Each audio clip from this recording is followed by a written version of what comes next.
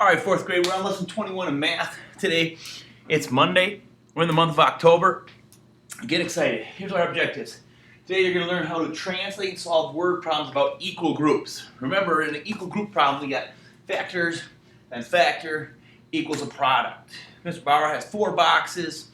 In each box, there are 20 pairs of shoes. How many pairs of shoes are there? 4 times 20 equals 80, okay? And then we're going to decide if our answer to a problem is reasonable. Now, today we're also going to say Mr. Bauer has 4 boxes, and there's some shoes in each box, our next factor, and we have total 8 pairs of shoes. Equal groups, 4 boxes, and there's some shoes in each box. We don't know how many. And so what's the opposite of multiplication we learned a couple lessons ago? Division. And so we're going to take 80 divided by 4 to come up with our 20. So you might be missing the first factor, you might be missing the second one, or you might be losing the third one. If you're losing the third one, of course, you're going to multiply like normal. If you're missing the first or the second, that's when you're going to have to reverse it and divide. Okay? Well, let's take a look at it. Of course, this is your power-up sheet.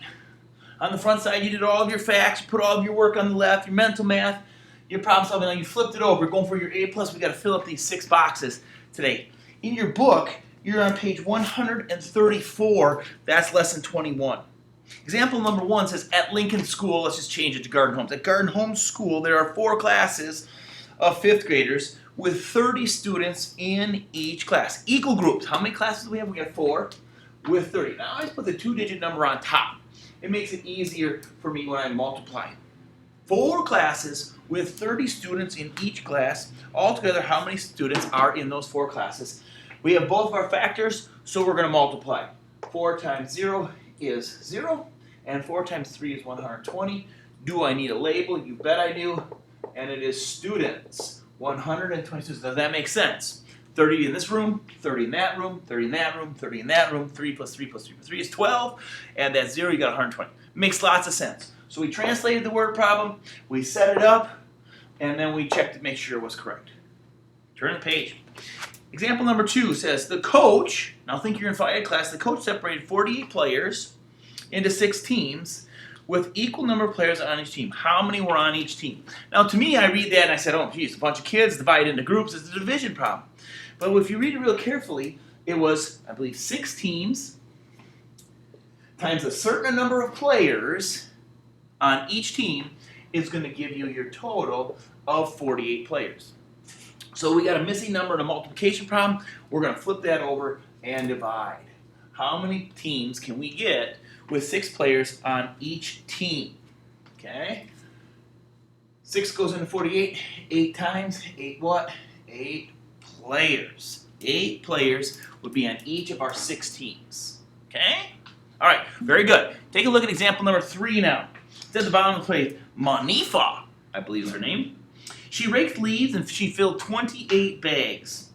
Each trip, she carried 4 bags of leaves. How many trips did it take her to carry those? So we got 4 bags per trip times a bunch of trips. We don't know how many trips, and we're going to take all those bags. There was a total of 28 bags. We rake stuff in bags. There's bags everywhere. I can only carry 2 of this end, 2 of this end, 4 to the garbage. Get rid of them, come back, another trip. 4 more equal groups of 4. Obviously, we're missing a factor, so you're going to class, yeah, correct, divide. 28 divided by 4. Now remember, if you're not real hot at the division, no sweat. You go to your little multiplication table. You jump on the 4. You slide down until you get to the 28. You shoot out to the side, and what's out here? A 7. 7 what? Was it bags or trips? 7, oh yeah, 4 bags per trip, 7 trips.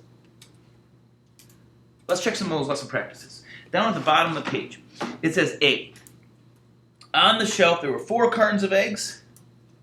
There were 12 eggs in each carton. So picture yourself going to the kitchen, refrigerator, you pull out a carton, there's 12 eggs. Pull out another one, 12 eggs. Pull out another one, how many eggs all together? Well, we got 12 eggs per 4 cartons equals 48 eggs. That one was easy. You set it up correctly.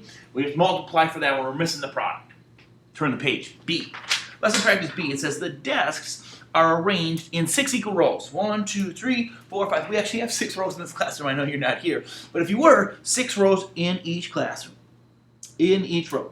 30 desks are arranged in 6 equal rows. So I got a total of 30 desks. I got them in 6 rows. And how many desks are in each row?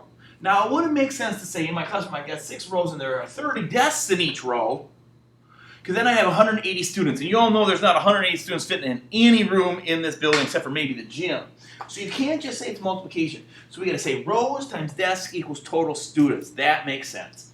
Well, missing factor, of course, we're going to divide. 30 divided by 6 equals 5. 5 what? 5 desks. There's 5 desks in each of the 6 rows. All right, the last one we want to take a look at is C. It says 21 books are stacked in a pile with 7 books in each of the piles. So we got the total is 21. Now, does it matter if I put the 7 on top or the 7 on the bottom? No. 7 times some number equals 21. Now, if you want to really get slick like Mr. Saxon, you could say 7G equals 21. You could put a letter like a number. Anytime a letter is like a number, we know it means multiply. 7 times some number we don't know equals 21. 7 times what equals 21? Well, let's reverse it. 21 divided by 7 equals 3.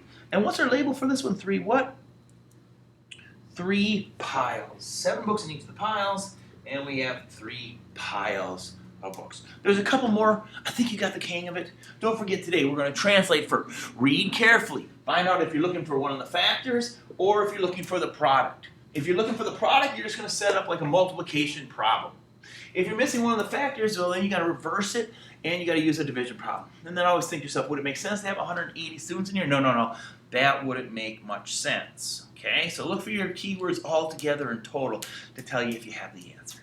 All right, guys, stay tuned. Let's get a little help on your assignment.